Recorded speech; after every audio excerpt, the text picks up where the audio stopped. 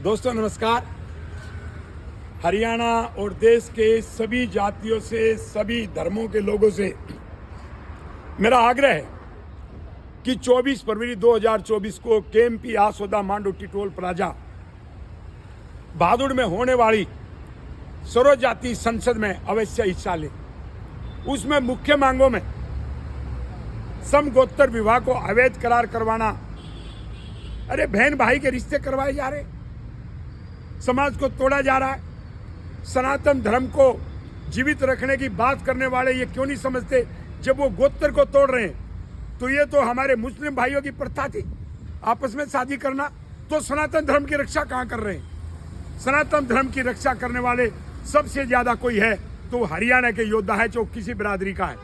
तो इसलिए समगोत्र विवाह को अवैध करार दिया जाए, इसलिए ये 24 फरवरी 2024 को केएमपी मांडोटी टोल प्लाजा बहादुर में पंचायत है।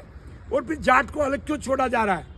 जाट, बिश्नोई, त्यागी, जट सिख, उसके बाद दूसरे जो हमारी जो बिरादरियां हैं, रोड भाई, उनको आरक्षण नहीं मिल रहा। वो भी कृषक जातियां हैं, देश की सभी कृषक जातियों का आरक्षण मिल गया, तो इन भाइयों को आरक्षण क्यों नहीं मिले? सर्व समाज को ये बात इकट्ठे होकर के उठानी चाहिए।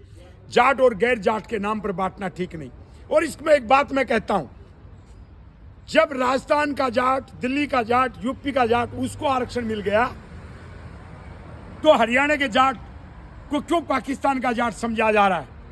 हरियाणा के जाट को आरक्षण मिले, बिश्नोई को, त्यागी को, रोड को और जट सिख और मूले जाट को, सबको आरक्षण मिले। इसलिए मेरी आपसे प्रार्थना है, और भी हमारी मांगे किसानों से संबंधित है। आओ 24 फरवरी 2024 केएमपी आसोदा मांडोटी टोल प्लाजा बहादुर में, और आकर के जनता संसद के माध्यम से, सर्व जाति संसद के माध्यम से बता दो कि समाज एक है, और बता दो कि जो फूट डालने वाले हैं उनकी फूट डालने से फूट समाज में नहीं पड़ेगी। ये आज हरियाणा की संस्कृति पुकार रही है, क्योंकि ये वो समाज हैं जिनके आरक्षण की बात कर रहे हैं, जो सेना में मेडल लेके आते हैं, वीर गति को प्राप्त होते हैं, सीमाओं की रक्षा करते हैं, जो विश्व में आपके ओलंपिक से मेडल लेकर के आते हैं, जो हमेशा सबकी मदद करते हैं, जो देशभक्ति में सबसे आगे रहते हैं, और जो सनातन धर्म की बात करते हैं। उनसे मैं एक सवाल पूछता हूं कि मुस्लिम भाइयों में यह प्रथा है कि चाचा ताई की, ताऊ की लड़की से शादी करना, लेकिन हमारे सनातन धर्म में नहीं है। इसलिए सनातन धर्म की कोई बात करता है तो मैं प्रधानमंत्री से पूछना चाहता हूं, तो फिर क्यों नहीं अवैध करार दिया जाता समगोत्र विवाह को? यदि सनातन धर्म की और राम की इतनी ही वकालत करते हैं तो राम को मानने वाले हम हैं, जो हम कहते हैं राम राम भाई, राम राम भाई। तो राम राम की बात तो ये है कि समगोत्र विवाह को अवैध करार दिया जाए, और वही सनातन धर्म की सबसे बड़ी रक्षा होगी। और सभी धर्मों को और सभी जातियों को इसमें सहयोग करना चाहिए, इस आंदोलन में शामिल होना चाहिए। ये आंदोलन एक भूकंप का रूप ले।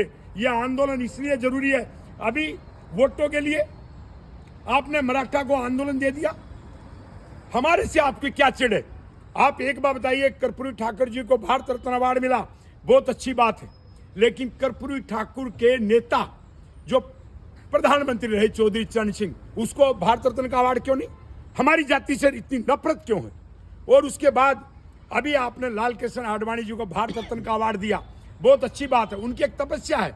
लेकिन ताऊ देवीलाल जो बुढ़ापा पेंशन देश में सबसे पहले लेके आए, और आज पूरे देश में बुढ़ापा का सहारा कोई प्रतीक है तो ताऊ देवीलाल बना, जिसने पूरे बुजुर्गों के देश में एक ऐसा ऐतिहासिक कदम और इतिहास रचाओ, उसको भारत रत्न का अवार्ड क्यों नहीं?